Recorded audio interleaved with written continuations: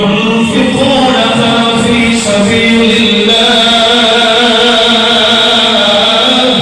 فبشرهم بعذاب أليم يوم يحمى عليها في نار جهنم فتطوى بها جباههم وجنوبهم وظهورهم هذا لأنفسكم فذوقوا ما كنتم